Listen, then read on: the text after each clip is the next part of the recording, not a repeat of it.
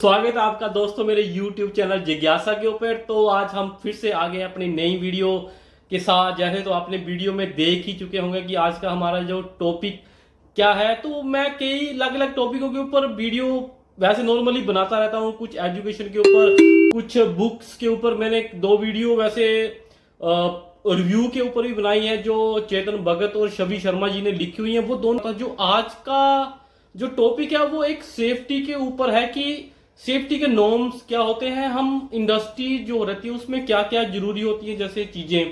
तो मैं इंडस्ट्री के रिलेटेड भी आपके साथ वीडियो शेयर करता रहता हूँ, कुछ इम्प्रूवमेंट के ऊपर या कोई सेफ्टी के ऊपर। तो जो आज का हमारा टॉपिक है वो आज हम बात करने वाले हैं फायर हाइड्रेंट सिस्टम क्या होता है। इंजीनियरिंग डिपार्टमेंट में है उनके लिए ये बड़ा स्पेशल टॉपिक होने वाला है कि हाइड्रेंट सिस्टम होता क्या है और इनके वर्किंग क्या है और हम कैसे यूज करते हैं और इसकी जरूरत क्या है।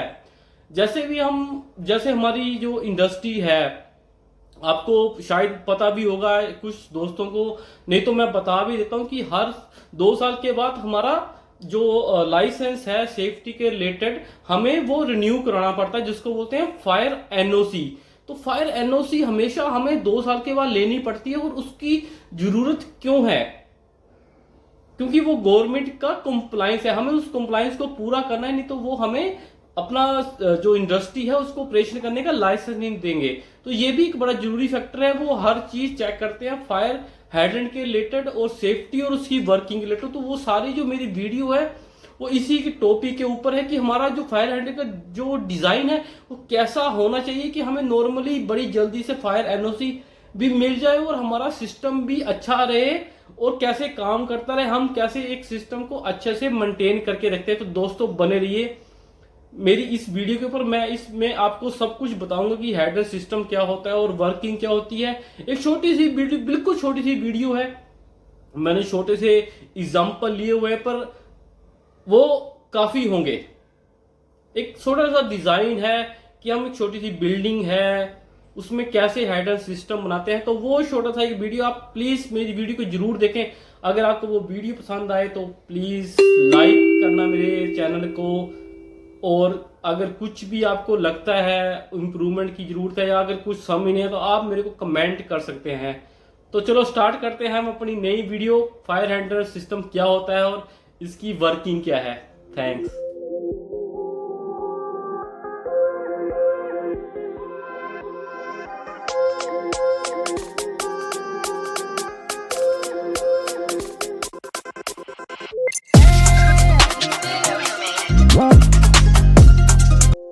जैसे कि दोस्तों आप देख पा रहे हो मेरी स्क्रीन के ऊपर जो हमारा आज का टॉपिक है, हमने जैसे पहले भी बात की है कि फायर हाइड्रेंट सिस्टम क्या होता है और इसका वर्किंग प्रिंसिपल क्या होता है। तो ये तो आपको पता ही है कि फायर हाइड्रेंट सिस्टम हम किसके लिए यूज करते हैं। तो मैं थोड़ा सा आपको बता भी देता हूँ कि फायर हाइड्रेंट सिस्टम जो होता है कि आग लगने से या किसी को नुकसान होने से उसके लिए बचाता है। तो नॉर्मली फायर हाइड्रेंट सिस्टम का यही रहता है सिस्टम की हम किसी न किसी प्रकार की जो भी आग है उसको कैसे इमीडिएटली और जल्दी से जल्दी उसको बुझा पाए। तो उसके लिए काफी इक्विपमेंट्स जो होते हैं वो यूज होते हैं, सबका अलग अलग अपना अपना रोल होता है। तो मैं थोड़ी सी उसकी आपको एक लिस्ट भी बता देता हूँ कि हम फायर एंड सिस्टम में कौन कौन से इक्विपमेंट यूज करते हैं और उनका पर्पस क्या होता है। तो जैसे कि आप मेरी स्क्रीन पे देख भी पा रहे हो, ये कुछ इक्विपमेंट्स रहते हैं जो हम हाइड्रेंट सिस्टम के लिए काफी इंपॉर्टेंट होते हैं।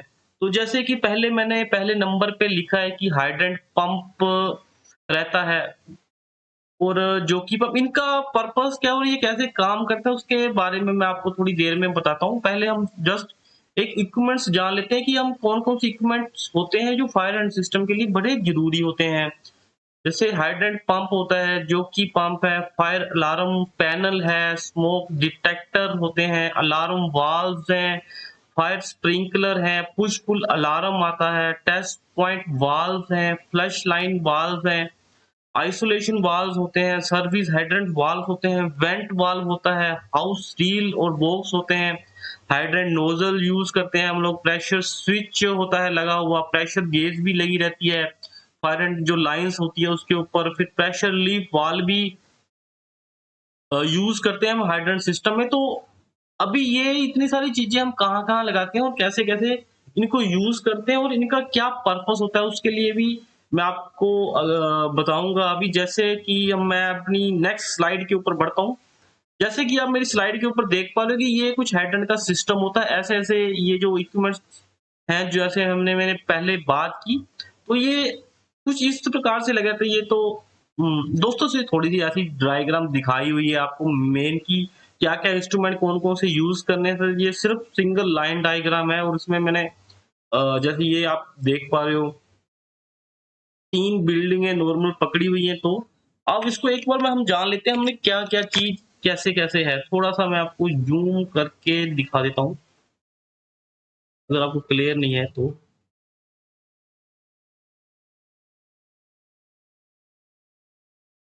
तो पहले जो रहता है वो रहता है वाटर टैंक। वाटर टैंक में हम स्टोर करके रखते हैं पानी को। तो जो जैसे कभी आग लग जाए या कोई इंसिडेंट हो जाए तो उसको आग बुझाने के लिए ये यहाँ से पानी आता है। तो उसके बाद ये हमारे हाइड्रेंट सिस्टम में 2 पंप लगे रहते हैं।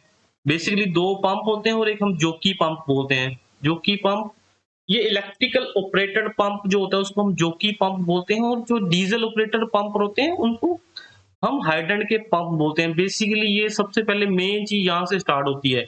हम हमेशा स्टैंड बाय सिस्टम में हमारा हाइड्रेंट सिस्टम होता है और तो मेनली हम 3 पंप यूज़ करते हैं। इनको 3 पंप, पहला हाइड्रेंट, दूसरा हाइड्रेंट और तीसरा इलेक्ट्रिकल का।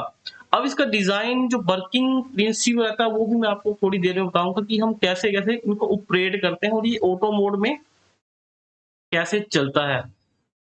क्योंकि अब आप सोच रहे हो कि डीज़ल और इलेक्ट्रिकल की क्या ज़रूरत है? जब भी मान लो मैं बताता हूँ कि अगर आपके सब स्टेशन में कभी आग लग जाती है, जहाँ से इसको सप्लाई आ रही है, तो उस टाइम आप क्या करोगे? क्योंकि फर्स्ट क्या होता है जहाँ पे आग लगी हम उसकी पावर बंद करते हैं। तो डीज़ल पंप का यही मेन रीज़न रहता है रखने का कि अगर मान लो कि ऐसा इंसिडेंट हो गया, कुछ इलेक्ट्रिकली फायर होगी, आपको सडनली शटडाउन लेना पड़ा इलेक्ट्रिकल का, तो उस टाइम हम डीज़ल पंप को यूज़ करते हैं क्योंकि डीज़ल पंप को इलेक्ट्रिसिटी की कोई ज़रूरत नहीं होती, ये डीज़ल से चलते हैं बेसिकली, ठीक है? उसके बाद हमारा जो रहता है ये एक फायर अलार्म पैनल रहता है जो हर चीज़ को कंट्रोल करता है, जिसको बोलते हैं ना मॉनिटर रहता है क्लास में। हर चीज़ को वो हर चीज़ को कंट्रोल करता है, क्या कहाँ पे क्या हो रहा है और हर चीज़ नोट करता है। तो फायर अलार्म का यही पर्पज़ होता है, ये हर चीज़ को कंट्रोल कर रहा होता है। अगर कहीं इंसिडेंट हो जाता है तो यहाँ तक सिग्नल जाता है उसके। तो ये मैंने आपको ये फायर स्प्रिंकलर हैं दिखाए हुए, ये स्मोक डिटेक्टर्स लगे रहते हैं एरिया में, ये अलार्म वाल्व हैं, ये पुश पुल स्विच रहते हैं एरिया में, ये टेस्ट पॉइंट है, फ्लश लाइन है, ये हाइड्रेंट्स वाल्व हैं, ये होस रील बॉक्स है, ये सर्विस हाइड्रेंट पॉइंट है, यहाँ पे प्रेशर गेज मैंने एक दिखाई हुई है अगर आपको दिख रही है तो। और यहाँ पे लाइन प्रेशर गेज भी मैंने एक और दिखाई हुई है। यहाँ पे प्रेशर स्विच लगाया हुआ है, होस डील बॉक्स है। अब ये तो इक्विपमेंट है, अब जो-जो हमने लगा दी, हमने डिज़ाइन किया, ये हमने सिस्टम लगा दिया। अब हर चीज़ को एक बार डिटेल से थोड़ा-सा जान लेते हैं कि किस-किस चीज़ का क्या-क्या फंक्शन है। जैसे वाटर टैंक का तो नॉर्मल आपको पता ही है, इसमें हमने वाटर स्टोर करना है। हाइड्रेंट जो पंप रहते हैं गाया की सप्लाई करना, पंप का जो कि पंप है वो भी उसका भी सप्लाई करना का होता है। तो हम पहले जान लेते हैं ये जो आप देख पा रहे हो ये एक बिल्डिंग है मान लो और बिल्डिंग में हमने ये कुछ सिस्टम लगाया। स्मोक डिटेक्टर क्या रहता है? स्मोक डिटेक्टर का दोस्तों जो काम होता है, अगर मान लो कि आपके एरिया में हल्की-सी कहीं से आग लगने से पहले जो स्मोक निकलती है, वो इसको ये सेंस कर लेता है। वो सेंस करके ये सीधा सिग्नल अलार्म पैनल को दे देता है। अलार्म पैनल में इसका जो रहता है ना फीडिंग रहती है, एक इसका प्रोग्राम रहता है। उसके दौरान इसमें सारा कुछ फीड किया होता है कि ये जब ये सिग्नल देता है तो इसमें पता लग जाता है ये किस एरिया का सिग्नल बता रहा है। तो जैसे ही मान लो वो स्मोक करता है तो ये सिग्नल अलार्म पैनल को दे देता है। तो इसमें ये पता लग जाता है कि यहाँ एरिया में स्मोक हुई है और ये कलर भी रेड कर, तो इमीडिएटली ये इसमें हमने अगर मान लो हूटर का प्रबंध दिया हो या कोई इंडिकेशन ऐसी दी हो, क्योंकि ये जहाँ पे होता है ये नॉर्मली सिक्योरिटी सिस्टम के वही एरिया में होता है। तो जैसे ही यहाँ पे अलार्म होता है तो हूटर बजना या डीप जो बड़ी तेज से डीप बजनी स्टार्ट हुई थी, तो जो सुपरवाइजर या वहाँ पे सिक्योरिटी पर्सन या कोई भी उसको पता लग जाता है कि यहाँ पे कुछ इंसिडेंट होता है, वो तुरंत उस एरिया में जाके पता करते हैं कि एक्चुअल में हुआ क्या है। अगर मान लो कि स्मोक एकदम से ही ज़्यादा हो गई, तो ये क्या रहता है, ये स्प्रिंकलर रहता है और इसका डिज़ाइन भी टेम्परेचर के ऊपर ही डिपेंड करता है। जितना सेंसिटिव एरिया होता है, इसमें जो एक बल्ब रहता है, बैट उसको बल्ब बोलते हैं हम, वो उसका डिज़ाइन ही ऐसा होता है कि अगर इस एरिया में मान लो कि जैसे आग बढ़ती है, तो स्मोक से क्या होगा, एरिया में टेम्परेचर एरिया का इंक्रीज़ होना शुरू हो जाता है। तो ये इस चीज़ को सेंस करता है। जैसे ही इसका मान लो कि हमने कोई भी 80 डिग्री या 90 डिग्री इसका जो बल्ब है उसका सेट पॉइंट रहता है, जैसे ही वो उसको इंक्रीज या उसके रीच करता है, तो ये क्या होता है, ये बेट बल्ब वहां से जो बल्ब होता है वो वहां से क्रैक हो जाता है अपने आप ही। क्रैक होके कहाँ से, जो अलार्म वाल होता है, अब ये हम इसकी बात करते हैं, जो स्प्रिंकलर है, यहाँ से पानी एरिया में आया था और जहाँ से आग लगी होती है वो उसको बुझा देता है। तो यहाँ पे अब बात आती है कि जब यहाँ से पानी निकलता है, तो हाइड्रेंट कैसे या डीजल पंप या जो जो की पंप है, वो अपने आप कैसे शुरू हो जाते हैं। तो इसका भी सॉल्यूशन दिया होता है, ये जो अलार्म वाला आप देख पा रहे हो। ये क्या करता है, जैसे ही यहाँ से पानी निकलना शुरू करता है, तो यहाँ पे एक फ्लोट वाल्व लगा रहता है, उसको फ्लोट वाल्व बोलते हैं। जैसे ही पानी यहाँ से जैसे ही पानी ये पानी यहाँ से निकलना शुरू हुआ, फ्लो जैसे करेगा, जिसको बोलते हैं फ्लोट वाल्व भी बोल सकते हैं और फ्लो स्विच भी बोलते हैं, फ्लो स्विच लगा रहता है।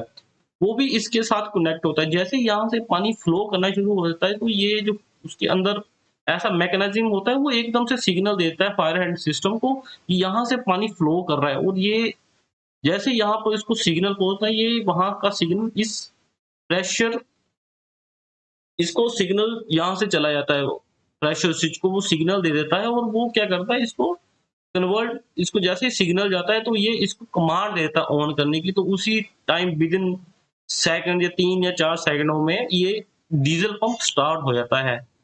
डीजल पंप स्टार्ट हो जाता है या जोकी पंप, जो भी आपने पहले फ्रीक्वेंसी में रखा हो कि पहले आपको क्या चाहिए, डीजल पंप चलाने हैं या जोकी पंप चलाना, तो वो आपके ऊपर डिपेंड करता है कि आपने जो सेट पॉइंट है, जब बेसिकली वो क्या रखा हुआ है। तो वो हर जो इंडस्ट्री आती है या एरिया रहता है, जहाँ मॉल वगैरह रहते हैं, वो अपना-अपना उनका सेफ्टी कंसर्न रहता है कि उसको क्या सिग्नल दें। तो हमारा पहला तो ये था कि अलार्म, जैसे ही यहाँ से पानी फ्लो हुआ अलार्म वाल्व को, इसने ये उसको सिग्नल दे दिया, सिग्नल प्रेशर स्विच तक पहुँचा और इसने कमांड दे दी डीजल पंप या कोई भी पंप चलाने को, नहीं तो यहाँ से पंप चल गया, और इस एरिया में जो भी आग अगर लगी होती या लगने वाली थी या जो भी था, वो उसको इमीडिएटली उसको बुझा दिया जाता है।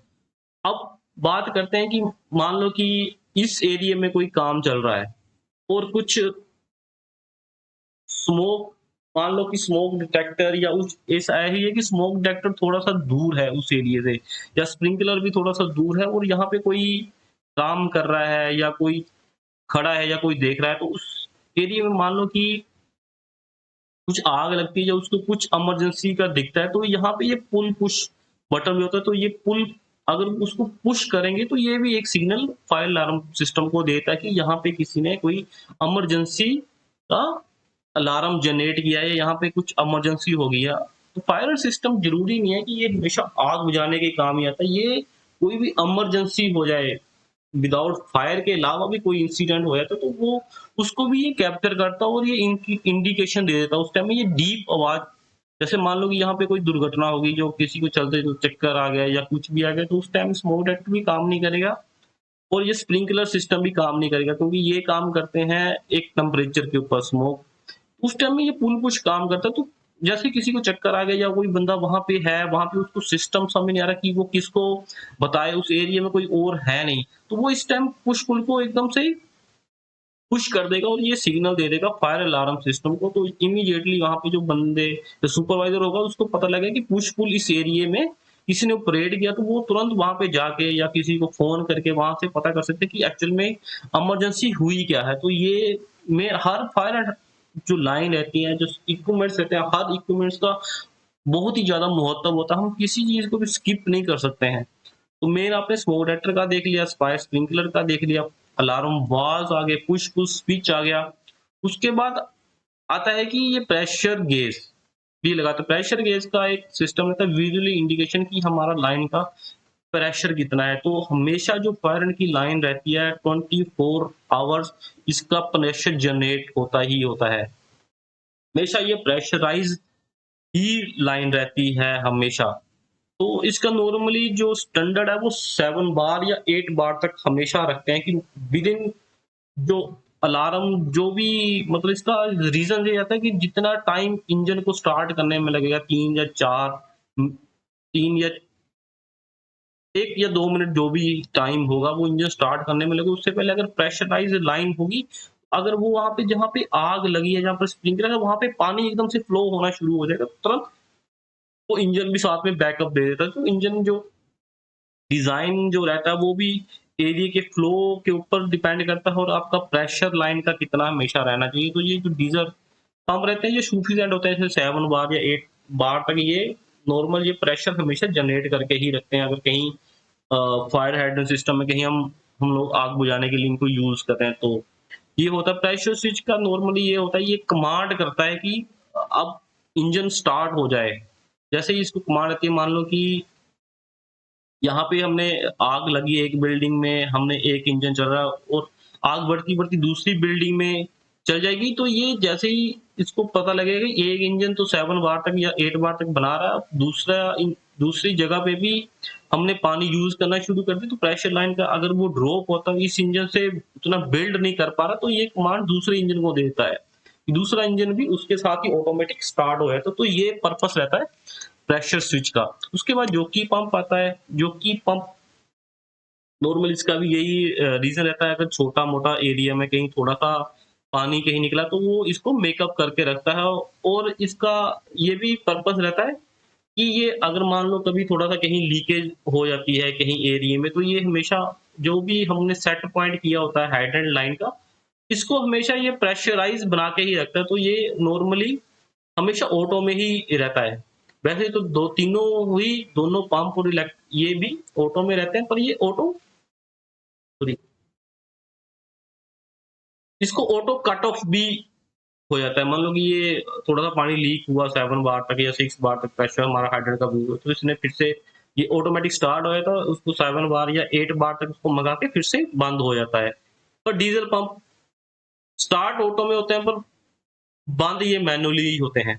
इनका भी एक बड़ा सेफ्टी पर्पस है, मैं उसके लिए एक अलग से वीडियो बनाऊँगा, जब मैं हाइड्रेंट के बारे में बताऊँगा कि इसकी सर्विस क्या होती है और पार्ट क्या होते हैं, तो उस टाइम में मैं बताऊँगा कि हाइड्रेंट तो हम ऑटो मोड में सिर्फ स्टार्ट करने के लिए क्यों रखते हैं, ऑफ करने के लिए क्यों नहीं ऑटो मोड में होता है। जैसे जो कि ये स्टार्ट भी होगा और बंद भी ऑटो में होगा, पर हाइड्रेंट नहीं होता। इसका पीछे भी एक बहुत बड़ा सेफ्टी का रीज़न रहता है। वो मैं आपको बाद में वीडियो के अंत में या एक नई वीडियो बनाऊँगा, तो आप जुड़े रहिए मेरे साथ। मैं लास्ट में भी आपको वीडियो का अंत में ज़रूर बताऊँगा कि इसका क्या पर्पस रहता है। जॉकी पंप का आपने देख लिया फ़ायदा, डीज़ल पंप के देख लिया, स्प्रिंकलर का आपको देख लिया, लाइन प्रेशर का देख लिया। ये हाउस रील रहती है, जैसे ये हमारा सर्विस हाइड्रेंट के पॉइंट है, जहाँ पे मान लो कि स्प्रिंकलर सिस्टम ये आउटर साइड एरिया में नॉर्मली ये हम इंस्टॉल करते हैं, जहाँ पे स्प्रिंकलर सिस्टम कम है या स्मोक डिटेक्टर का थोड़ा-सा सिस्टम रहता है आउटर एरिया में नॉर्मल, तो ये सर्विस हाइड्रेंट पॉइंट रहते हैं। उसके बाद हम जैसे एरिया रहता है, हमने स्प्रिंकलर सिस्टम लगाया, स्मोक डेटेक्टर लगाया, तो उसके हम एक टेस्ट पॉइंट भी देते हैं और एक फ्लश लाइन भी, फ्लश लाइन का बाल भी हमेशा हम दे के रखते हैं। एक एरिया वाइज़ थोड़ा-सा जब डिवाइड करेंगे, तो ये नॉर्मली मैंने एक ही एरिया पकड़ा है, तो ऐसे मान लो कि हम 4-5 हमारे पास बिल्डिंग है, तो ऐसे-ऐसे सिस्टम 4-5 हो जाएँगे, तो हर एक सिस्टम या एक बिल्डिंग में एक टेस्ट पॉइंट होता है, एक फ्लैश लाइन होता है। इसका पर्पस क्या है? जो फ्लैश लाइन होती है, जो जो हमारी हेडर की पाइप होती है, इनको हमेशा थोड़ा-थोड़ा फ्लश करने की ज़रूरत होती है, क्योंकि ये पानी हमेशा स्टैंड रहता है, तो इसमें सेगमेंट या थोड़ा-सा जमने का रीज़न रहता है। तो मंथली या क्वार्टरली हर 3 महीने के बाद थोड़ा-थोड़ा पानी यहाँ पे हमें फ्लश करना होता है। फ्लश करने से एक तो अगर कोई कचरा कहीं जम रहा है, तो वो भी निकल जाता है और वाल्व्स की कंडीशन भी ठीक रहती है, ऑन ऑफ का भी थोड़ा-सा ठीक रहता है, मेंटेनेंस भी साथ-साथ में हो जाती है। तो टॉय टेस्ट पॉइंट जो रहता है, इसका रीज़न रहता है कि ये हमेशा चेक करता रहता है कि क्या हमारे अलार्म वाल्व और जो हमने यहाँ पे फ्लो स्विच लगाया वो काम कर भी रहा है या नहीं कर रहा है, क्योंकि हर बार तो हम स्मोक जनरेट करके तो सिग्नल कर नहीं पाएंगे, और स्प्रिंकलर का हम इतना करेंगे कि वो थोड़ा सा टेम्परेचर हाई हो, स्प्रिंकलर यहाँ से टूटे, फिर यहाँ से फ्लो पानी फ्लो हो और अलार्म दे। तो इसके लिए क्या रहता है, ये हम टेस्ट पॉइंट, उसको टेस्ट पॉइंट हम हमेशा दे के रखते हैं। अब टेस्ट पॉइंट से क्या रहता है कि हम थोड़ा सा इसका वाल को खोलते हैं, और जैसे ही यहाँ से ये फ्लो करना स्टार्ट करता है पानी, तो यहाँ से अलार्म और जो फ्लो स्विच होता है उसको सिग्नल दे देता है कि यहाँ पे कोई आग या इंसिडेंट हुआ है। तो मेन रीजन वही रहता है चेक करने का कि क्या हमारा सिस्टम काम कर भी रहा है या नहीं कर रहा है। तो ये बड़ा रीजन रहता है कि, और इसमें हूटर भी लगे रहते हैं, हूटर का भी अपना अलग एक कंसेप्ट रहता है। तो मेन जो हाइड्रेंट सिस्टम रहता है वो इसी के ऊपर बेस रहता है। तो ये जो तो इंस्ट्रूमेंट हैं, जो इंस्ट्रूमेंट्स हैं, ये तो बहुत ही ज़्यादा ज़रूरी है हाइड्रेंट सिस्टम के लिए। तो आशा करता हूँ आपको मेरी वीडियो अच्छी लगी हो। अगर कुछ भी जानना है तो आप मुझसे वीडियो में पूछ सकते हैं। थैंक्स। तो जैसा कि दोस्तों मैंने वीडियो में आपको बताया कि मैं एक टॉपिक को आप जो है उसके बारे में मैं वीडियो के अंत में जरूर बताऊंगा आपको कि हम हाइड्रेंट जो पंप रहते हैं या जोकी जो पंप रहता है उसको हम जोकी जो पंप है उसको में हम ऑटो में रखते हैं, पर जो हाइड्रेंट पंप जो डीजल वाले पंप है उनको हम ऑटो मोड में तो रखते हैं, पर उसका स्टॉप जो है वो हम लोग क्यों नहीं रखते ऑटो मोड पे। ठीक है, इसके बीच में भी एक बड़ा सेफ्टी का ऑप्शन है। तो इसके लिए मैं आपको एक वीडियो अलग से बनाऊंगा क्योंकि ये बहुत बड़ी वीडियो हो जाएगी। तो प्लीज नेक्स्ट वीडियो मेरी जरूर देखना, क्यों हम फायर हाइड्रेंट को ऑटो मोड स्टॉप में क्यों नहीं रखते हैं। थैंक दोस्तों, प्लीज।